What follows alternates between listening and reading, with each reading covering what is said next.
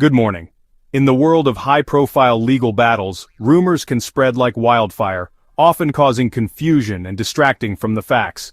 This has been especially true in the ongoing federal trial of music mogul Sean "Diddy" Combs.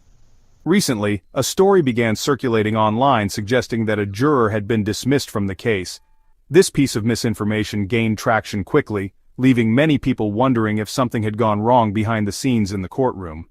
It's easy to see how such a report could cause a stir, as the removal of a juror can sometimes signal serious issues within a trial, potentially even leading to a mistrial. However, it is crucial that we stick to the verified facts. I want to be very clear about this. The rumors are false. We have confirmed with court officials in New York that no juror has been removed from the panel. All of the selected jurors and alternates remain part of the proceedings. This clarification is important because it grounds us in the reality of the situation, away from the speculation that often accompanies celebrity trials. The justice system relies on a stable and impartial jury, and right now, the jury in the Combs trial remains intact as it continues to hear the evidence presented by both the prosecution and the defense. The spread of this false information highlights a larger issue in our digital age. News, both real and fake, travels at the speed of a click. For a case as closely watched as this one, every small detail is scrutinized by the public. People are understandably captivated by the proceedings, given Mr. Combs' long and influential career in music and business. This intense public interest creates a fertile ground for unverified stories to take root and grow, which is why it is our responsibility in the media to carefully check our sources and report only what we can confirm to be true and accurate. So, as we continue to follow this trial, it is essential to approach new information with a healthy dose of skepticism. It is best to rely on credible news organizations and official court statements for updates. The trial itself is complex and serious enough without the added confusion of unfounded rumors. The focus should remain on the evidence being presented in the courtroom and the testimonies of the witnesses who are taking the stand. The integrity of the legal process depends on this, and it is what will ultimately lead to a just verdict, whatever that may be. Now let's turn to the core of this case. The trial, which began in New York on May 5, 2025, is not a simple matter. Sean Combs, who is 55 years old, is facing some of the most serious federal charges a person can face. He has been charged with sex trafficking, racketeering conspiracy, and transporting individuals across state lines for the purpose of illegal sexual activity. These are not just allegations of personal misconduct, they are accusations of organized criminal behavior. A racketeering charge, often associated with organized crime, suggests prosecutors believe Mr. Combs ran his enterprise as a criminal organization. Mr. Combs has pleaded not guilty to all of these very serious charges. His legal team is working to defend him against the government's case. The trial is expected to be a lengthy one, with a potential conclusion around the 4th of July holiday. The gravity of the charges cannot be overstated. If a jury finds him guilty, the consequences would be severe. He faces a potential sentence of life in prison, which means this trial will fundamentally alter the course of his life and legacy. The stakes are incredibly high for everyone involved in this case. The case has captured the nation's attention for several reasons. For decades, Sean Combs, also known as Puffy or Diddy, has been a towering figure in American culture. He built a music empire with Bad Boy Records and expanded his influence into fashion, spirits, and television.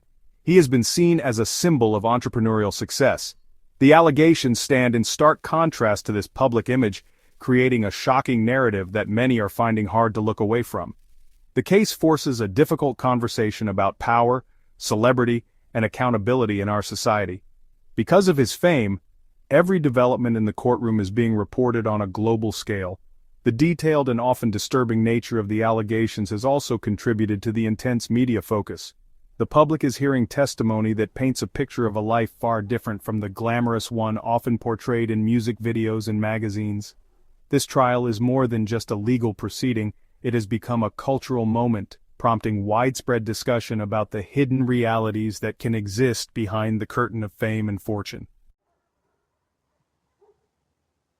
The prosecution's case relies heavily on the testimony of several key witnesses, many of whom are women who were once close to Mr. Combs. Among the most prominent is his former long-term girlfriend, singer Cassie Ventura. Her testimony was powerful and emotional. She told the jury that Mr. Combs subjected her to years of physical abuse and extreme control, She described how he allegedly forced her into unwanted sexual encounters with male escorts, which she said were called freak-offs. According to Miss Ventura, these were not consensual acts but rather demands she felt she had no choice but to obey.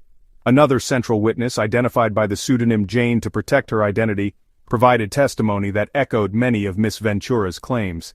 Jane, who was also a former girlfriend, spent 4 days on the witness stand. She described feeling pressured into participating in similar sexual encounters, which she said made her feel like an animal. She testified that Mr. Combs was not only emotionally manipulative, but also physically violent, alleging he once put her in a chokehold. She explained that her financial dependence on him, as he paid her rent, made it incredibly difficult for her to leave the situation. The testimony from these women has provided the jury with a deeply personal and often disturbing look into the world the prosecution is trying to prove. Jane shared text messages she sent to Mr. Combs, including one that read, "You treat me like an animal." She also told the jury that after Miss Ventura filed her initial lawsuit, she texted Mr. Combs saying, "I feel like I'm reading my own sexual trauma." This testimony is aimed at establishing a pattern of alleged abuse and control, which is central to the racketeering and sex trafficking charges Mr. Combs is facing. The emotional toll on the witnesses has been evident in the courtroom.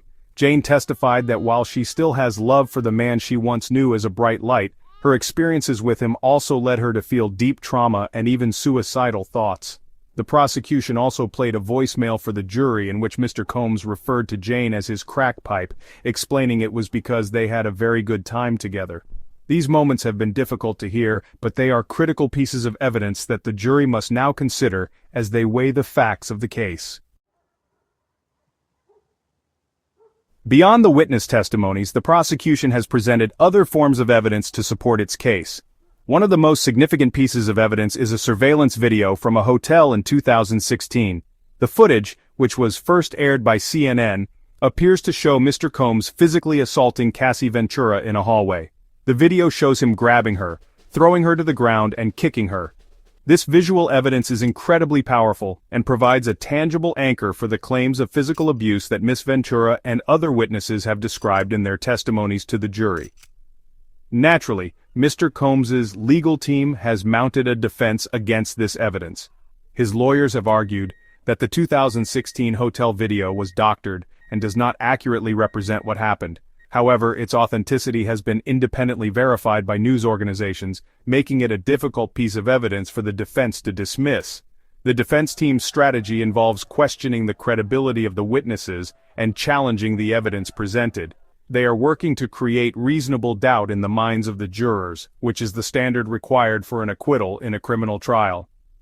As of today, June 11, 2025, the trial is still very much in progress. Both sides are continuing to present their cases, call witnesses, and argue their points before Judge Arun Subramanian. Mr. Combs has been present in the courtroom every day, often consulting with his attorneys. His mother, Janice Combs, has also been in attendance, showing her support. The jury listens intently each day, tasked with the immense responsibility of sorting through complex and conflicting information to determine the truth as they see it based on the evidence presented in court. Looking ahead, the trial will continue until both the prosecution and the defense have rested their cases. After that, they will make their closing arguments, and the judge will give the jury their final instructions. The jury will then be sequestered to begin their deliberations. If they find Mr. Combs guilty on the most serious charges, he could face a sentence that keeps him in prison for the rest of his life. For now, we must wait for the legal process to run its full course, remembering that in high-profile cases like this one, it is more important than ever to separate the courtroom facts from the rumors swirling outside.